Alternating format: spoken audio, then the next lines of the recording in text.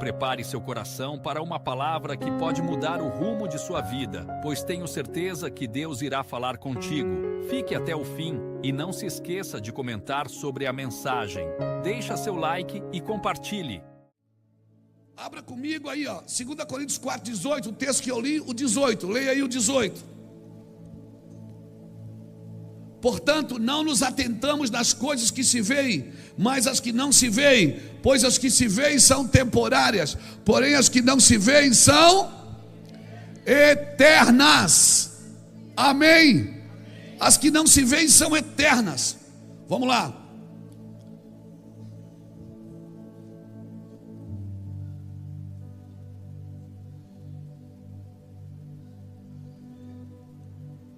Irmão, o pai dessa criança precisa ir lá no Kids urgente. Eu acho que a criança está chorando, é isso? Vai lá, tá bom? Mas precisava parar o culto para isso mesmo? É? Então vai lá. Precisava, irmão, parar. Volta a fita. Amém? Poceira 181. Vai lá ver seu filho, tá bom? Vai lá ver, urgente.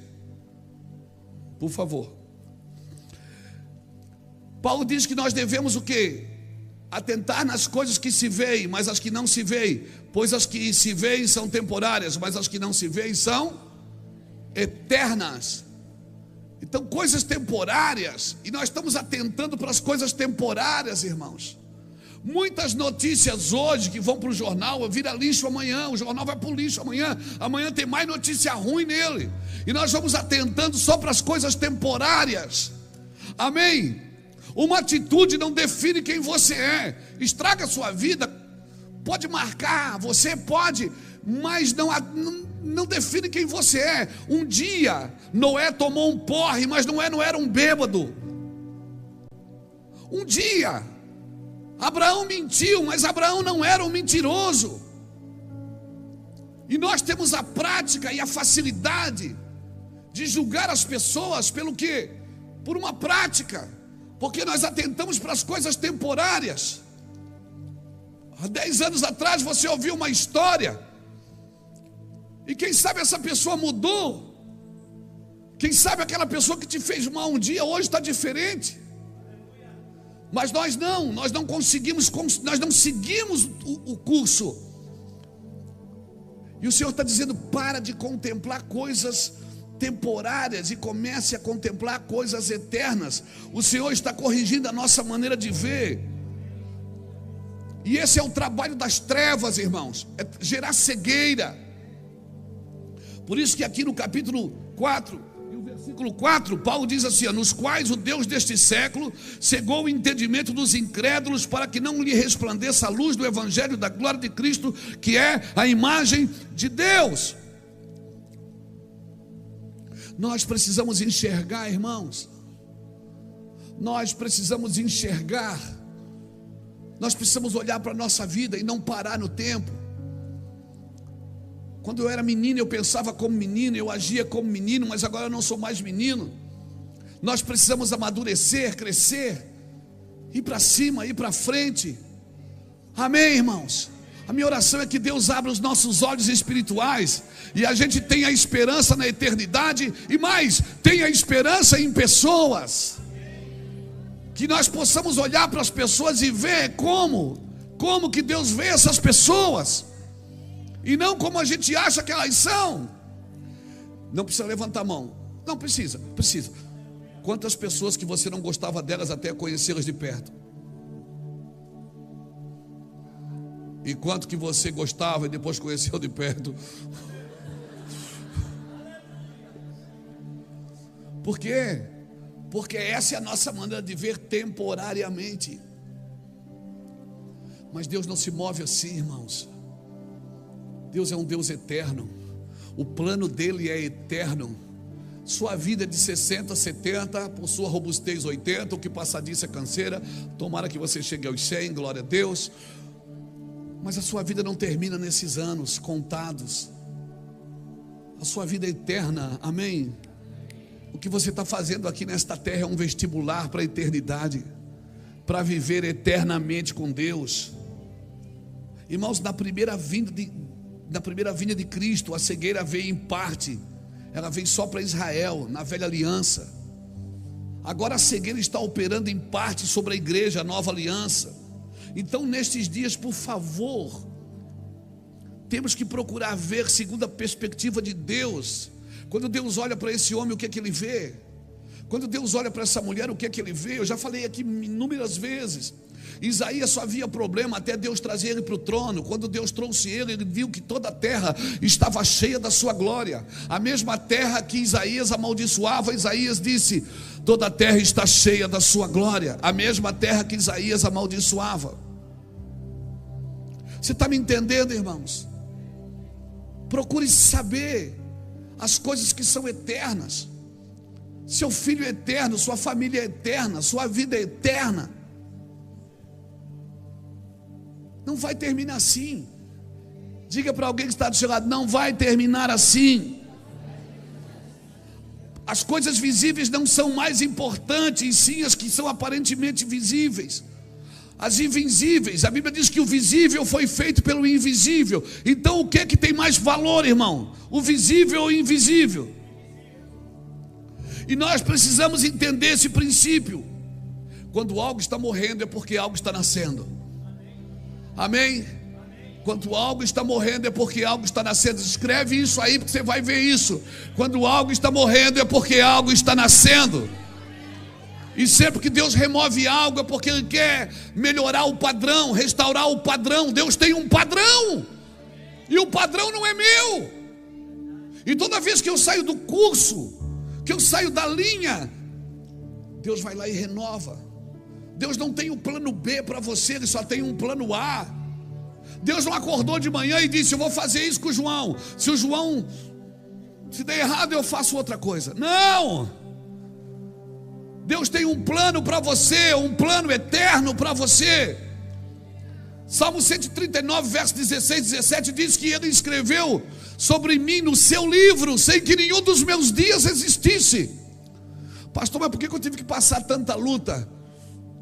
É porque você saiu do plano original. E se você sai do plano original, Deus cria um plano adicional para te trazer de volta para o plano original. Deus não tem plano B para você, não tem saída de emergência para você. Não tem, eu vou fazer isso, se não der eu planto aquilo. Não, não, não, não, 1000 vezes não. Eu sei os planos que eu tenho para vós, planos de paz e não de mal, para vos dar uma esperança e para dar os futuro para vocês. Então orareis e me achareis. Sabe quando é que você acha Deus? Quando você ora para Ele no plano dEle, no lugar que Ele tem para você. Eu sei os planos, e os planos do Senhor não podem ser frustrados. Não podem. Então deixa eu te animar. Não tem como dar errado. A única pessoa que pode acabar com tudo isso é você mesma. Não, nem o diabo pode, não pode. Por quê? Mas eu pequei muito, eu fiz muita coisa errada. Mas Deus riscou o escrito de dívida que era contra você, cravando ele na cruz. Nem o diabo pode parar você com aquilo que Deus tem para a sua vida. Só você pode botar fora.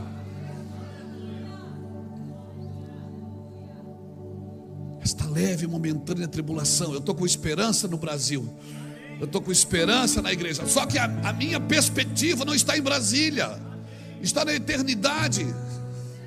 Amém? Você está me entendendo? Embora eu comungue mais com um lado, eu não tenho um lado, meu lado é o de cima. Se eu quero falar aos dois lados, eu não posso ter um lado, porque senão eu vou abençoar um e amaldiçoar o outro. Já está fazendo isso. A gente já está abençoando um lado e amaldiçoando o outro, sutilmente, porque a gente não concorda. E quer saber? Eu também não concordo, mas eu não tenho que amaldiçoar aquilo que eu não concordo.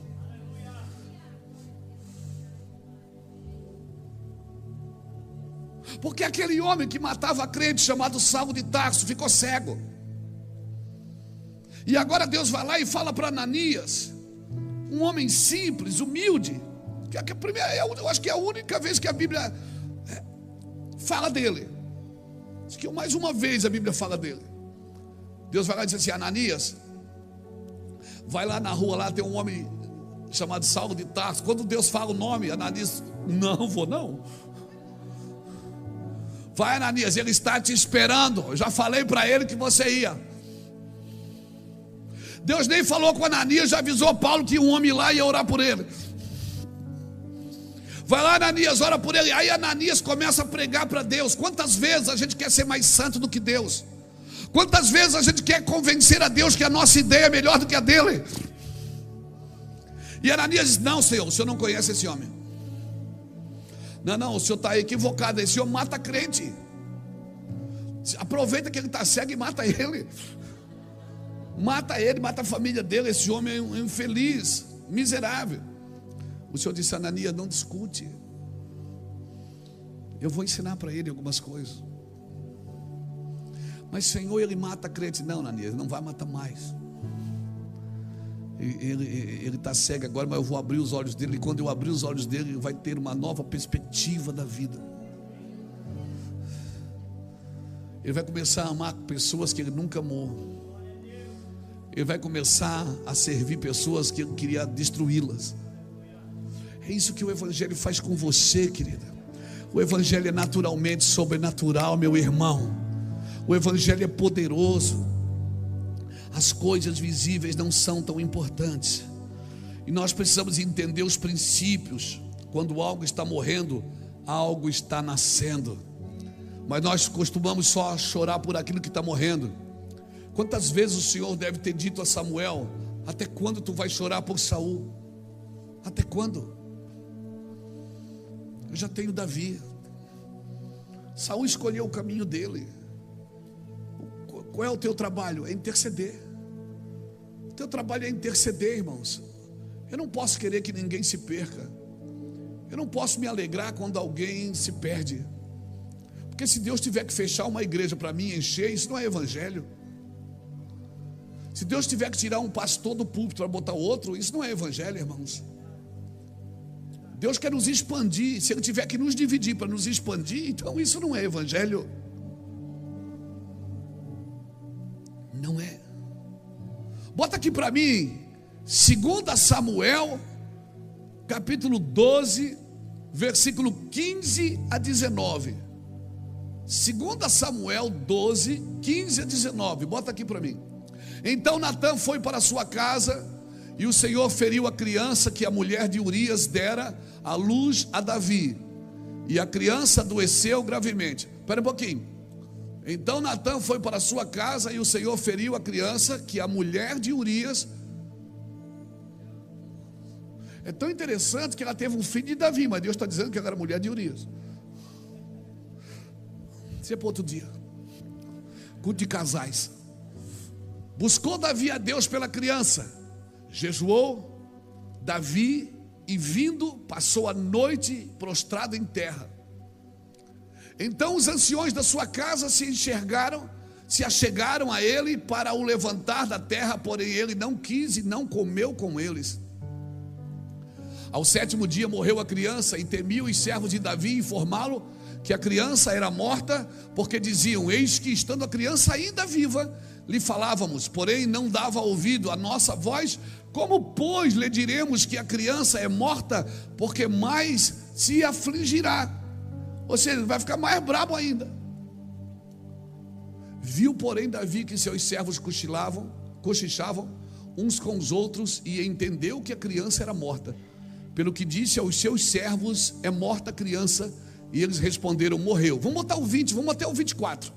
Então Davi se levantou da terra, lavou-se, ungiu-se, mudou de vestes, entrou na casa do Senhor e adorou. Depois veio para sua casa, pediu pão e puseram diante dele, e ele comeu. Disseram-lhe seus servos: que é isto que estás fazendo? O que é isto que fizeste? Pela criança viva jejuaste e choraste, porém depois que ela morreu, te levantaste e comeste pão? Respondeu ele: vivendo ainda a criança, jejuei e chorei, porque dizia: quem sabe se o Senhor se compadecerá de mim e continuará viva a criança. Porém agora que é morta, por que jejuaria eu? Poderei eu fazê-la voltar? eu irei a ela, porém ela não voltará a mim. Então Davi veio a Batseba, consolou-a e se deitou com ela. Teve ela um filho a quem Davi deu o nome de Salomão, e o Senhor o amou. Cara, que história interessante.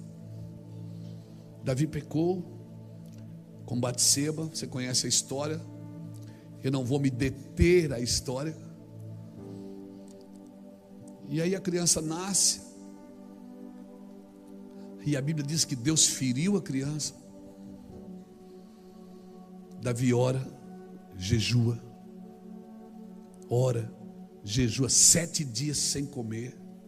Os servos, eles jogados no chão, na terra, 7 dias ali, chorando, pedindo: Senhor, tem misericórdia. Senhor, tem misericórdia. A criança morreu. A criança morreu e seus servos pensaram: e agora, cara? Como é que nós vamos avisar ele que a criança morreu? Ele percebeu que eles estavam cochichando e perguntou: a criança morreu? Eles disseram: a criança morreu. Ah, cara. Ele se levantou, se lavou, ungiu-se, mudou de roupa, voltou a adorar, foi para sua casa, pediu pão e comeu. E aí os caras viram ele tomando essa atitude e disseram: você é doido? Você estava até agora jogado no chão. Ele disse: eu estava jogado no chão porque a criança estava viva.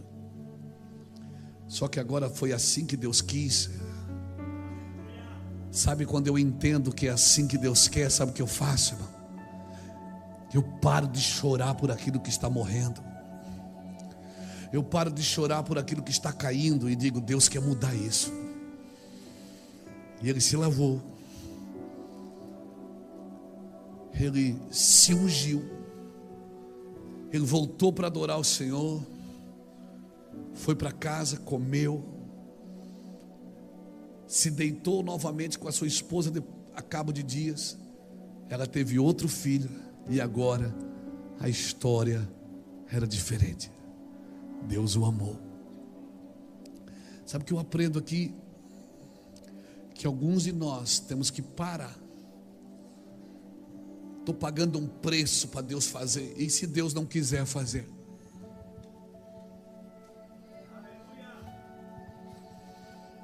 E se Deus não for fazer? Você acha que é você que move a Deus ou é Deus que move você? E se Deus não quiser recuperar? E se Deus não quiser renovar? Quando Davi percebeu que aquela era a vontade de Deus, o que ele fez? Ele se levantou.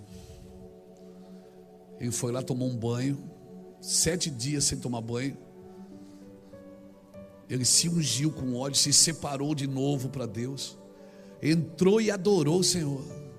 Foi para a casa dele e comeu. Se deitou com a sua esposa, com Batseba, se deitou com ela de novo. Teve mais um filho e nasceu Salomão. Eu tenho que estar de olho naquilo que está nascendo, irmão, não naquilo que está se perdendo. Eu tenho que estar de olho em coisas que Deus está levantando, não em coisas que Deus está derrubando.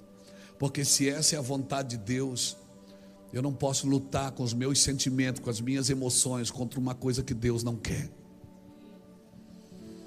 Pegou? Vocês ficaram tão em silêncio agora. Coisa terrível é um homem lutar contra a vontade de Deus. Coisa terrível é um homem, por não entender o que Deus está fazendo, ele começa a lutar contra a vontade de Deus.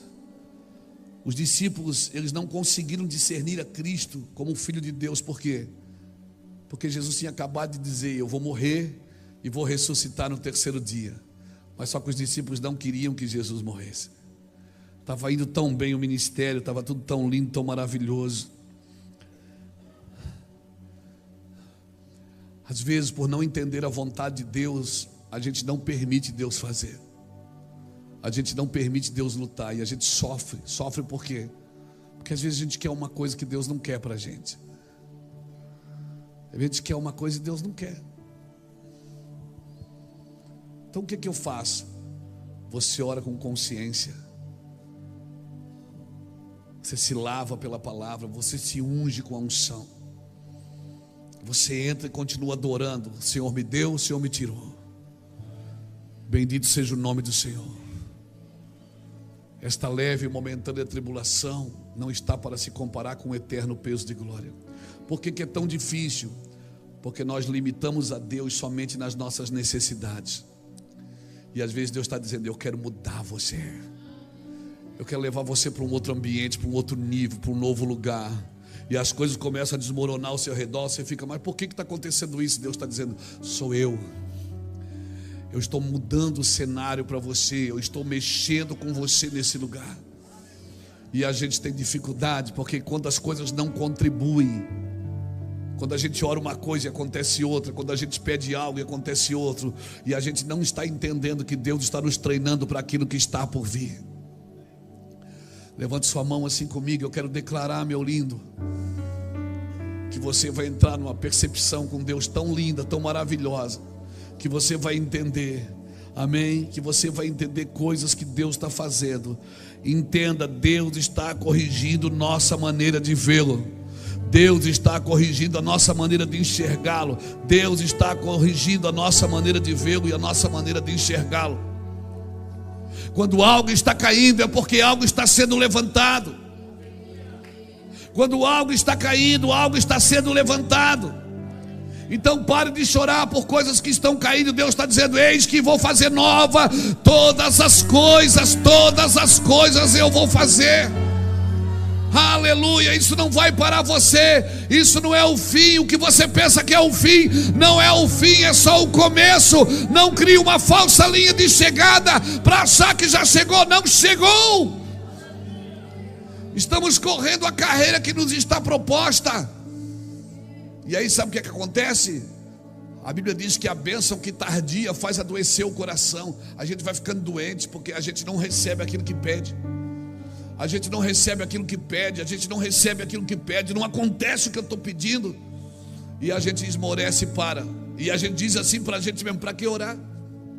Para que ir na igreja? Para que insistir? Ah, irmão, Deus está quase furando a bolha.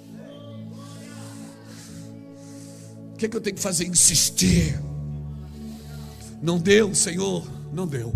Mas o Senhor está aqui, o Senhor é o meu Deus. Eu me lavo, eu me unjo, eu como e eu entro para adorar, porque o Senhor é o meu Deus.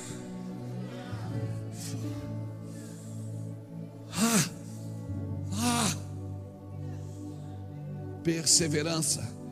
Quem está buscando perseverança? Você sabe o que é que produz perseverança? Romanos capítulo 5, versículo 3 diz que a tribulação produz a perseverança.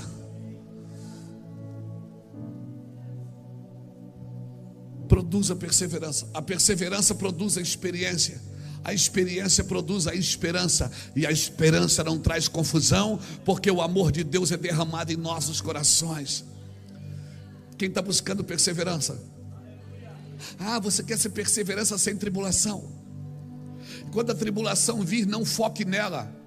Ela é só uma ferramenta usada para aperfeiçoar você em perseverança. Perseverar. Aquele que perseverar até o fim, esse será salvo. Perseverar. Ai, faz assim comigo: perseverar. Sim, perseverar. Muda o seu vocabulário, muda a sua mente, muda a sua visão. Você não é aquele carrinho que bate e volta. Bate e não volta, bate de novo.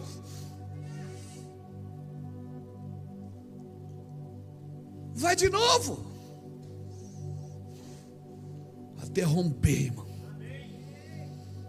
Esses dias eu vi muitas coisas caírem no Rio Grande do Sul. Pontes caíram, casas caíram, igrejas caíram. Muitas coisas caíram.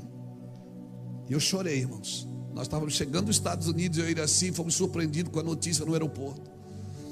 Rio Grande do Sul está dentro d'água. Nós choramos, a gente tem muitos irmãos, é um estado do nosso país, um povo amado, abençoado. Muitas coisas caindo, cidades que vão ter que mudar de lugar, cidades que não vão existir mais. Imagina. E eu chorei, e muita gente chorou. Mas quando nós começamos a olhar, eu comecei a ver que estava sendo levantado uma nova perspectiva para o Rio Grande do Sul. Uma nova perspectiva. Era como se Deus estivesse dizendo: eles já foram batizados em águas. Eu vou fazer algo novo. Não dê atenção. E as pessoas falando, não dê atenção ao orgulho que está sendo derrubado. Dê atenção à humildade que está sendo levantada. Dê atenção às coisas que Deus está fazendo. Deus sabe como para a gente, irmãos. Deus sabe como para a gente. E melhor separado por Deus. Davi sabia, ele disse: melhor é cair na mão de Deus do que na mão dos homens, porque Deus é misericordioso. Deus é misericordioso. E quer saber, às vezes para ver o vizinho, os muros precisam cair, dogmas precisam cair. Deus está erguendo um só Brasil, amém? Porque Cristo não há judeu nem grego. Em Cristo não há judeu nem grego, não há pobre nem rico, não há fraco nem forte, não há escravo nem livre. Um só povo que se chama pelo meu nome. Pastor, mas está uma bagunça, está uma festa, tá? Meu Deus, a gente vai em alguns lugares, irmãos. Nós estamos viajando quase toda semana para pregar o Evangelho. Em algumas conferências que nós fazemos do sobrenatural, nas igrejas do Mevan, nas regiões onde nós temos plantado igrejas. E é tanta bagunça, tanta bagunça. A nação está bagunçada, irmão. A gente não sabe mais quem é que manda nessa nação.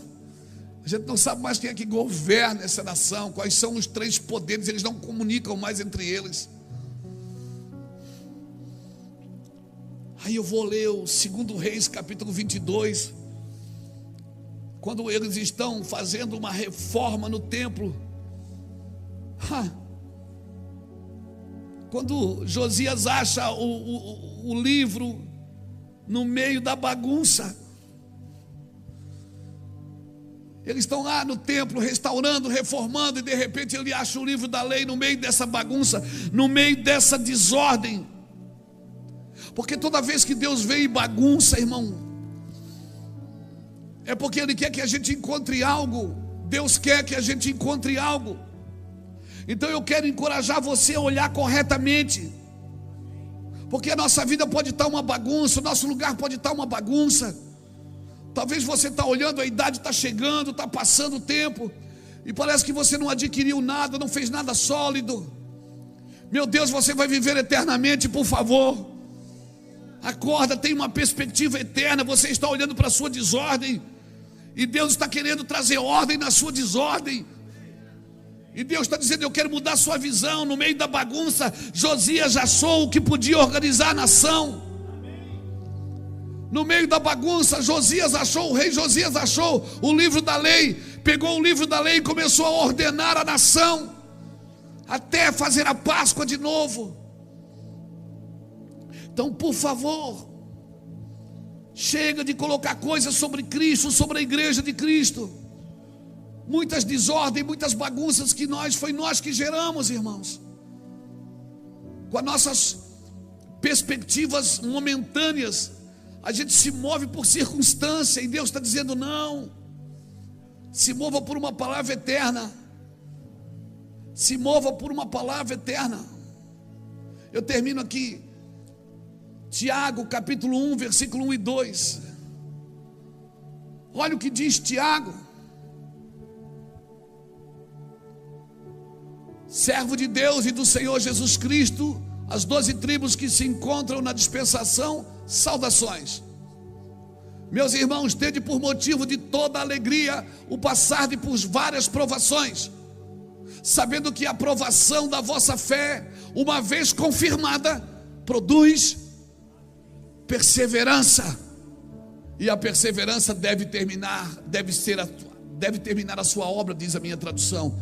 Aqui diz assim: a perseverança deve ter ação completa. É a mesma coisa: para que sejais perfeitos, íntegros, em nada deficientes.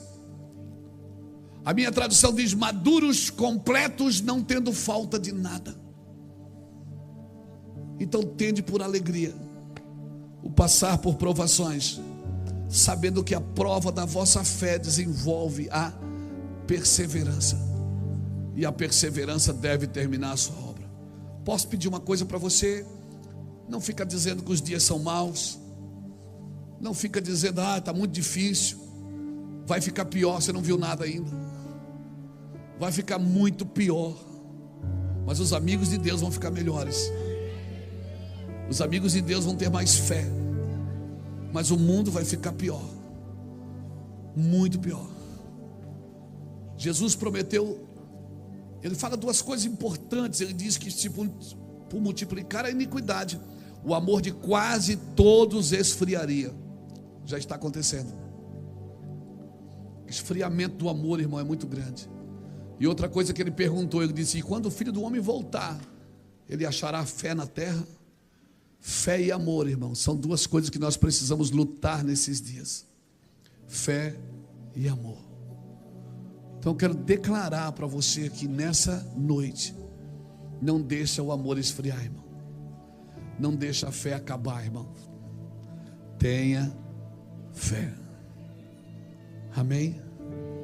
E você que está aqui nessa noite, você que veio visitar, veio passear, deu uma esticadinha para participar do culto, você que vem e você não se permite nem chamar de crente, você diz: não, eu gosto. Só gostar não é suficiente. Não, mas eu sei. Não, só saber não é suficiente. Nicodemos também sabia. Ele disse: eu sei que tu és o Filho de Deus, porque ninguém pode fazer o que você faz se Deus não estiver com ele. Jesus disse: Nicodemos, mas você precisa nascer de novo. Só saber quem eu sou não é suficiente. Você precisa querer isso. Então eu gostaria de convidar você para entregar sua vida para Cristo. A famosa frase dos evangélicos: aceitar Jesus. Eu acho que essa frase está errada. Eu não vou perguntar se ele me aceita, porque se ele não tivesse me aceito, ele não tinha morrido por mim.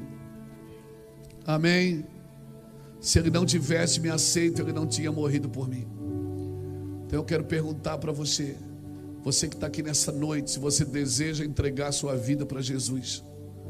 Se você deseja entregar sua vida para Jesus e a partir de hoje viver uma vida com Jesus, não por ser perfeito, até porque ninguém é perfeito, não por ser digno, ninguém consegue ser digno sem Ele, mas eu convido você para entregar sua vida para Cristo. E se você deseja aceitar Jesus, saia do seu lugar e vem aqui na frente, deixa a gente orar com você. Hoje é uma noite para Jesus te salvar, para Jesus salvar você.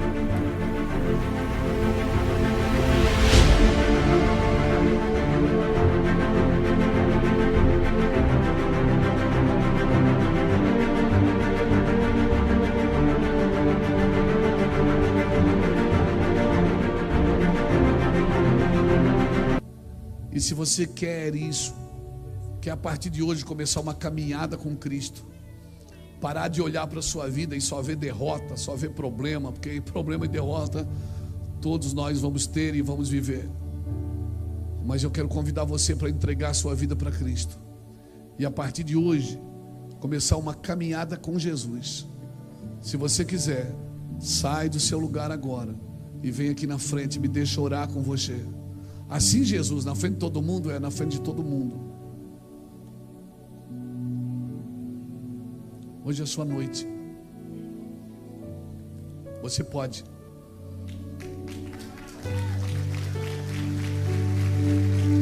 abençoe, meu irmão. Amém. Glória a Deus pela sua vida. Que bom. Vem aqui comigo. Deus abençoe, meu irmão. Glória a Deus. Que bom ter você aqui. Glória a Deus, querido. Paz do Senhor. Deus abençoe sua vida.